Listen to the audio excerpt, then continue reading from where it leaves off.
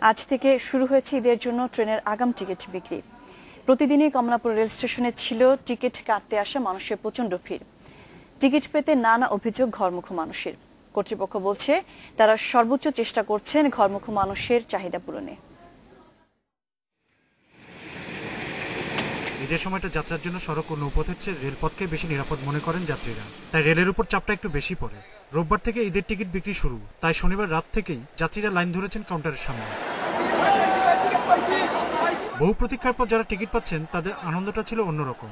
আনন্দের একটা টিকিট পেয়েছি এবং ঈদে যাওয়ার জন্য টিকিটটা বলতে গেলে সোনার হরিণের মতোই টিকিট পেয়েছি। এখন যাওয়ার সময় যে কি হবে বলতে পারি না, এখন আল্লাহ পাক ভালো জানে, যাতে সঠিকভাবে পৌঁছতে পারি। সবাইকে ঈদ মুবারক।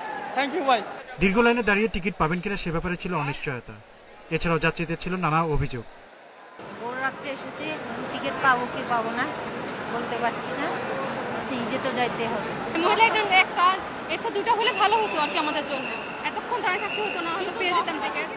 5 তারিখ বিক্রি হচ্ছে 14 তারিখের টিকিট, 6 তারিখে 15 তারিখের, 7 তারিখে 16 তারিখের, 8 তারিখে 17 তারিখের এবং 9 তারিখে 18 তারিখের টিকিট দেয়া হবে।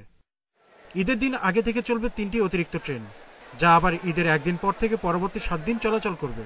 এছাড়া প্রতিটি ট্রেনের সাথে যুক্ত হচ্ছে অতিরিক্ত কোচ। রানিং যে কাউন্টার আছে সেটা কাউন্টার আছে, এছাড়া 19টা কাউন্টার আছে এবং মহিলাদের কাউন্টার আলাদা আছে। যাত্রীর সংখ্যা অনেক বেশি, তারপরে আমাদের অফিসাররা এবং লোকজনরা সবাই কিন্তু এর ফাঁকে ফাঁকে আছে, সবাই কিন্তু পাহারা দিচ্ছে, কোনো ব্ল্যাক মার্কেটিং না হয়। 18 তারিখে ঈদের চাঁদ দেখা না গেলে সেদিন সন্ধ্যা থেকে 19 তারিখের টিকিট দেওয়া হবে বলে জানিয়েছে রেল কর্তৃপক্ষ।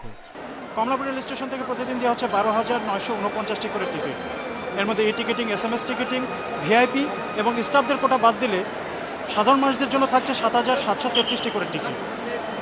সাধারণ মানুষদের মধ্যে অনেকেই শঙ্কিত তারা টিকিট পাবেন কিনা। Khalid Arafat, independent news, Dhaka.